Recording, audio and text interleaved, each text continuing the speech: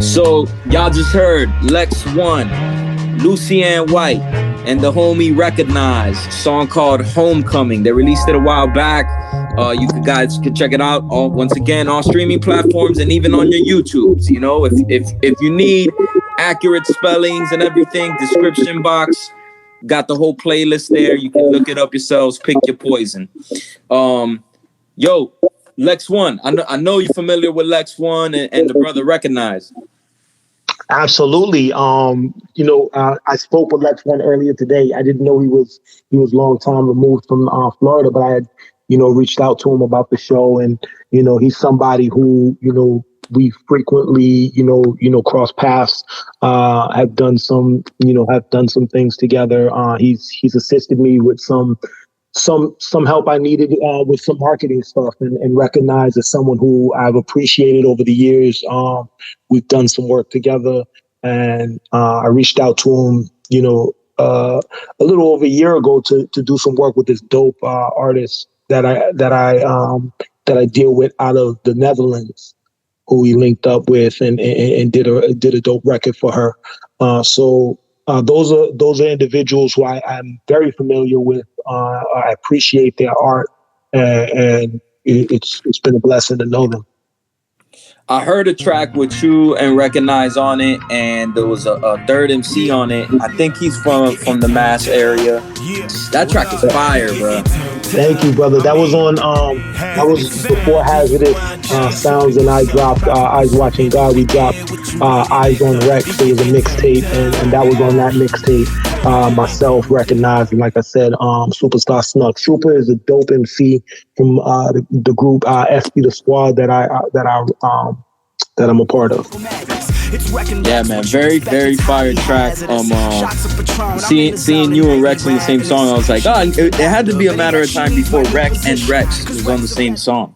Absolutely. I'm OCD like that. Long time coming. Yo, now you probably get this question a lot, but I could have easily opened up with like the incredible classic that is Say Goodnight, or the 25th Hour, produced by the great DJ Premier. But what can you tell for people that haven't heard you talk about it or whatnot? How did those come about, and what could you explain about working with Premier? Because a lot of people have not had that opportunity. Yeah, so absolutely, you're right. I get that question often. Absolutely, over the length of your career, you're going to, when you start to amass like a catalog, and you start to work with some of the ghosts and get the opportunity to be in those kind of circles and ciphers, yeah, absolutely, those questions are going to come. So I'm used to it. I know it comes with the territory.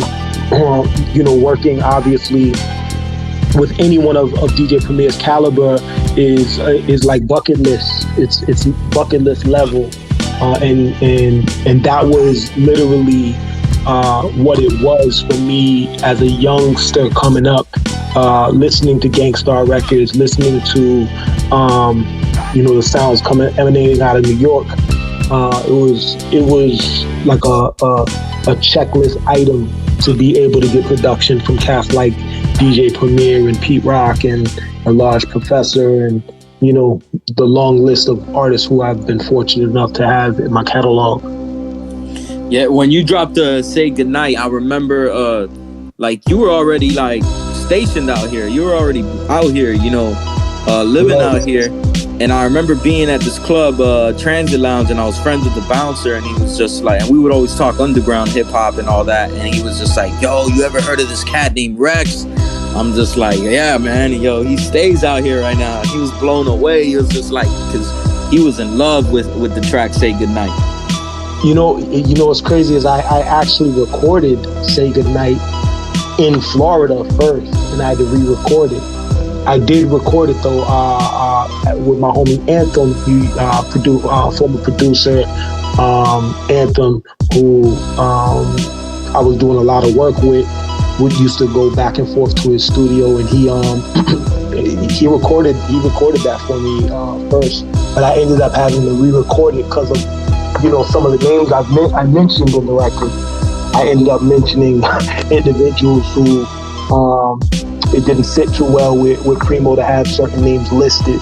And, you know, I was you know, calling out artists by name, and going at them. So, you know, I changed like names like Lil Wayne and, you know, other individuals. I was like, just basically, I wasn't really, you know, going at them heavy, but like, you know, just speaking my mind, being young and unabashed. I was really just speaking my mind. I was never one to hold my tongue. And side note, I gotta make a correction. I mentioned earlier, Superstar Snuck was on that project, but he wasn't on that record with Recognize. It was actually Echo, a rapper by the name of Echo. Okay. So I just felt the need. I had to, like, you know, correct that because you know, we gotta be thorough. But Superstar Snuck is fire though, man. Because like I remember when I came across that record that we talking about, hearing, I was like, who's this guy? And hearing a lot of his shit and being like, whoa, this dude's nasty. So yeah, the record with Snuck was actually, I believe, the record with LMS. But I had LMS on, Stick and Move, that record with LMS. So you know, my memory failed me for a second, but then I jogged it and I was like, you know what, that wasn't the record. Yo, so I love how this is flowing, man, because you mentioning things that I kind of already had in the works. You just mentioned LMS. Stick and Move is a fire joint. It's a fire joint, and it's not, you've featured, at least had LMS featured and him feature you before. Let's get into another one of them joints, dog. That's deep in the catalog. I don't know I think it came out on an LMS project possibly, or maybe you released it on your project. We could talk about that after. But let's give these people This Problem.